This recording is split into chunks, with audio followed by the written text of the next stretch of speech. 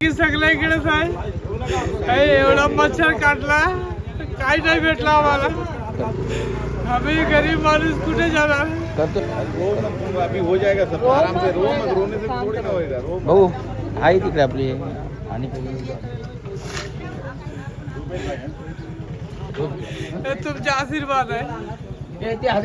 नालासोपारा पूर्वेकडील त्या 41 इमारतीमधील तोडक कारवाई आज शनिवार रविवारमुळे थांबली असले तरी ज्या इमारती तुटल्या तेथील रहिवाशांचे सध्या अतोनात हाल होत आहेत. मुली आणि महिलांना प्रातःविधीसाठी उघड्यावर बसावं लागतंय. संसार आता उघड्यावर मांडावा लागत आहे.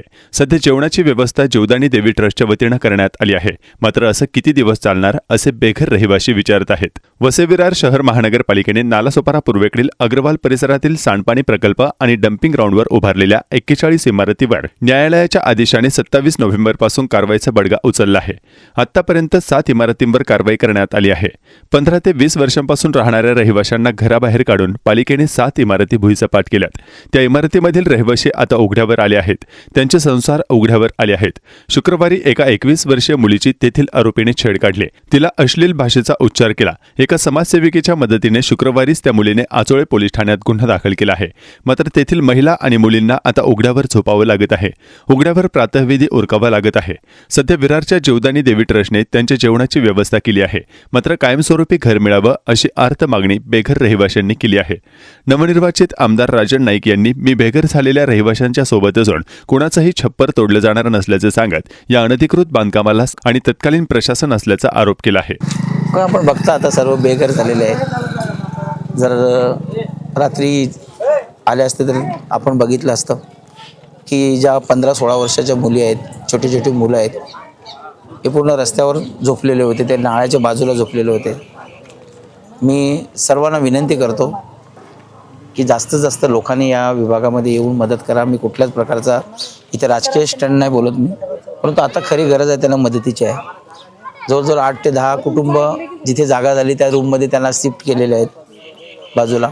जी राहिलेली जी मंडळी आहे त्यांना कुठेतरी आपल्याला निवारासाठी आपण मदत करायला पाहिजे होती. आता याच्यावर दोष देऊन त्याच्यावर दोष देऊन चालणार नाही. आपल्याला त्यांना मदत करायची आणि त्या दृष्टिकोनातून आपण मदत करतो.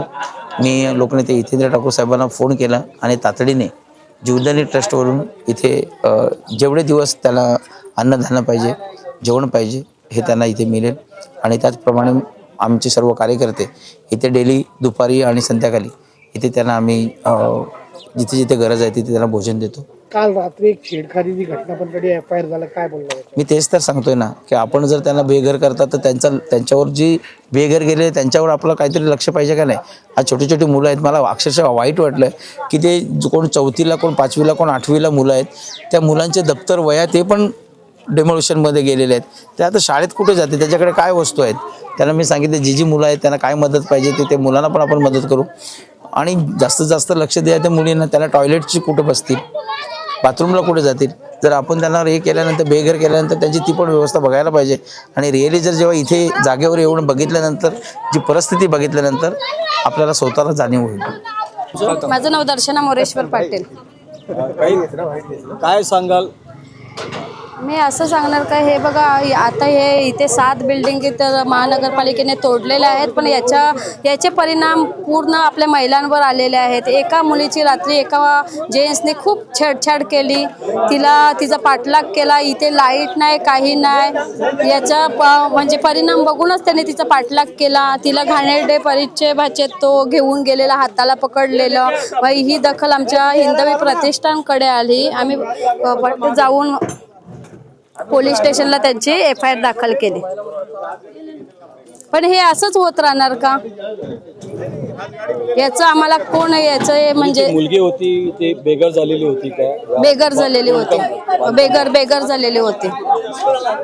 काम करणारे. आमचं नाव बेबाबाई बालाजी गव्हाणे, राहणार नांदेड. मात्र आम्ही काम करा इकडे येतो. आमच्या खुर्च्या रूमा होत्या त्या तुटल्यात. आता आम्ही असे बेघर झालो. एवढ्याल्या मुली सोबत आहेत. याला टॉयलेटचं हे नाही, संडासचं नाही, कुठं लघवीला जायचं नाही. असं उघड खांबे आम्ही एवढाले लेकर घेऊन कसं राहणार? अजून काय काय भीती वाटते? आता भीती तर सापाची भीती आहे, रानडुकराची पण भीती आहे, आणि चोराची पण भीती आहे. एवढाले लेकर घेऊन आम्ही इथं कसे राहणार? मुलीची पण भीती राहणारच ना. आता आम्ही कामाला जाणार, असं उघड्यावर कसं ठेवून जाणार लेकराला? तर या लेकरासाठी आम्ही सर्व पण इथं अडकणार ना. आम्हाला एक काम तर लागत नाही. नाक्यावर कधी लागलं तर आम्ही कामाला जातो, नाही लागलं तर आम्ही परत येतो. मग एवढ्याल्या मुली घेऊन आता राहायचं कसं असं उघड्यावर? एवढी व्यवस्था आमची करा तुम्ही. मुलगी आहे तर आम्ही तिला कसं बी सांभाळतो. ताई आल्या परवाला, रात्री दादा आले, रात्री दादाने येऊन आमची व्यवस्था केली. अशी व्यवस्था किती दिवस करणार? आम्हाला घर पाहिजे. आज आम्ही उघड्यावर आहोत. या रात्री ताई आल्या रात्री 12-12:30ला. आम्ही कुठं बसायचं? दादा येतात, मॅडम येतात, ते आमची सोय करतात. दुसरं कोणी येऊन सोय करीत नाही. कोणी आम्हाला विचारित नाही की तुम्ही कुठं पडले, कुठं नाही, की तुमचे घरं मोडले का, तुमचं काय झालं. सकाळी तुम्ही संध्याकाळचे 7ला येता रूम तोडायला. सकाळी 7ला कोणाला जेवण बनवू देत ना, की तुम्ही जेवण माणसाला घराच्या बाहेर काढून टाकता. घराच्या बाहेर काढायचं, माणसाला धमकी देऊन तुम्ही ती पसारा काढून बाहेर फेकायचा. असं नाही चालत. काहीतरी गरीब लोक आहो आम्ही. गरीब लोकांची काहीतरी सेवा करायची. आम्ही पैसा दिलेला आहे, फुकट नाही राहिलेले आहो आम्ही. आमचे लहान लहान लेकरं आहेत. आम्हाला कोण कुठं येणं देणार? आज बोला हे खायला यायला. आम्हाला राशन पाहिजे नाही, आम्हाला काही नाही. जेवण पाहिजे नाही, आम्हाला कोरडं राशन द्यायचं द्या, नाही तर नका देऊ. आम्हाला फक्त काय नका. तुमच्यानं काय होईना ना, तर राहण्यासाठी जागा नाही होईना तर एखाद्या माणसाला आमच्या सगळ्या मिळून जेर आणून द्या आणि इथं मारून टाका.